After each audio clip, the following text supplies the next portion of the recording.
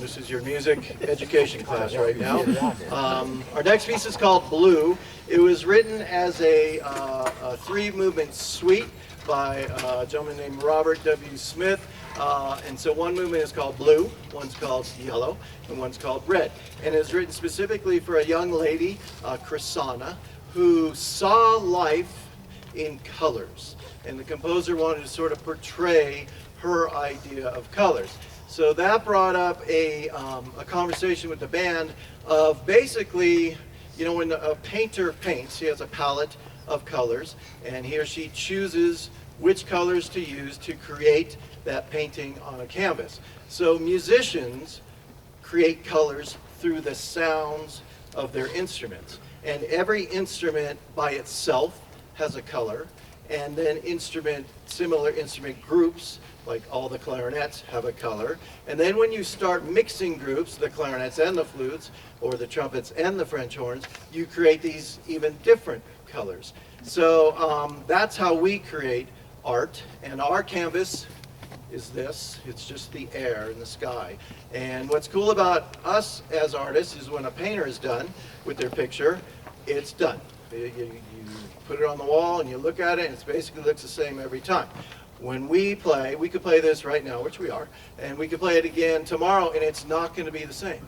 It's going to be slightly different because the air, the temperature might be different, the instruments might be different, we're in a different mood, maybe we're nervous, maybe we're happy, maybe we're sad. So our art continually evolves and changes as we create. So I want to give you just a taste of the different colors that are presented in this piece, and you can kind of think about it as we play the rest of the concert too. So the first color is created through our percussion section. It sounds like this.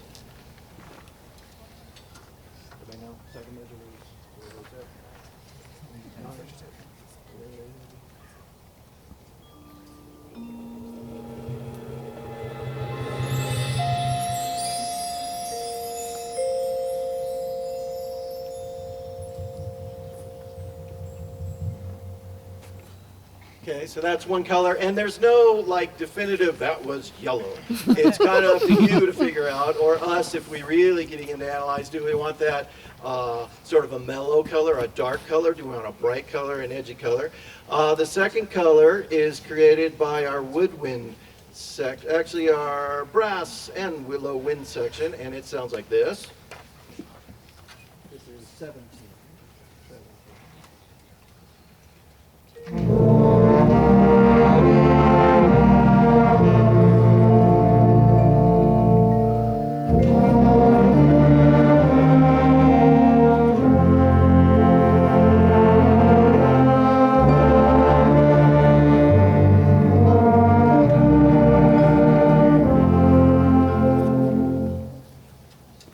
Another color, totally different than percussion. Here's a third color. This is presented by our more higher end pitched instruments. These are the flutes and trumpets. And oboe. And violin.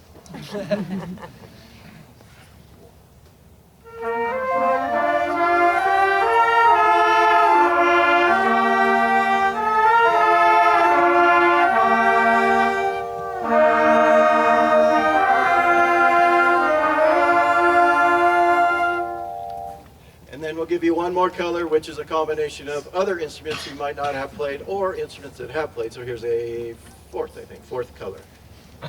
This is same place without the people who play. Measures 25.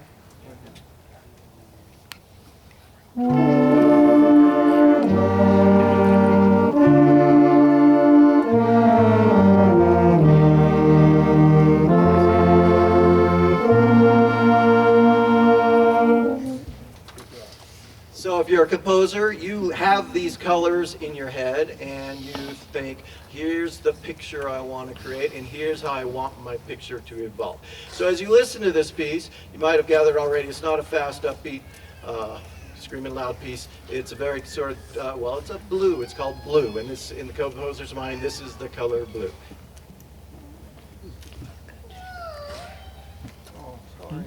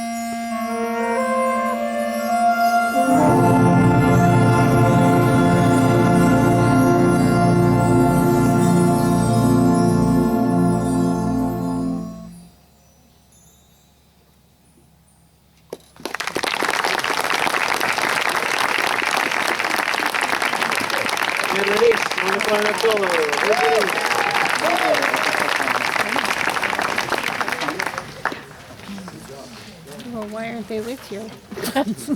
They're not far. They're having too much fun. Yeah, they're looking at things moving in the forest. Great. That was Robert Smith. Robert W. Smith.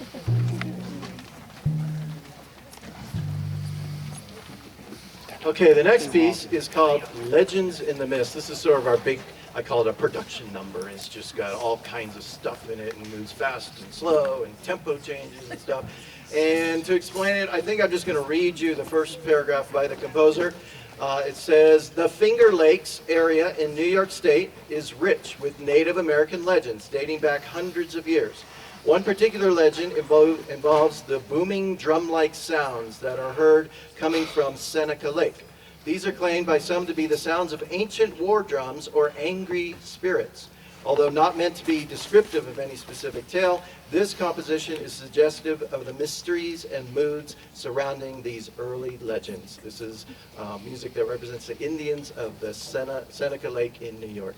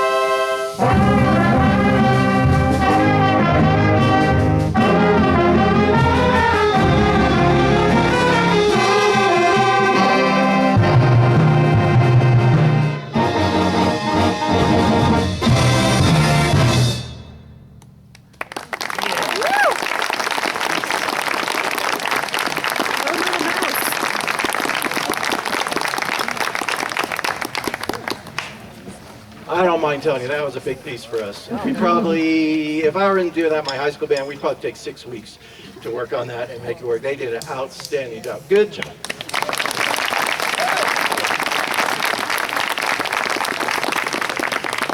Our final piece is called Curtain Call, and this is sort of representative. It's a fun piece, upbeat, representative. If you remember the vaudeville days, or aware of what that meant, sort of all the great. I wasn't around, but maybe all the great sort of show-ending tunes that you might hear at the end of a song, stuff like da da da da bum bum, that kind of stuff. So just a fun piece, a lot of great brass and percussion stuff in it. So this is our final piece. I would also like to recognize our counselors. Could you all stand if you're a counselor in the band?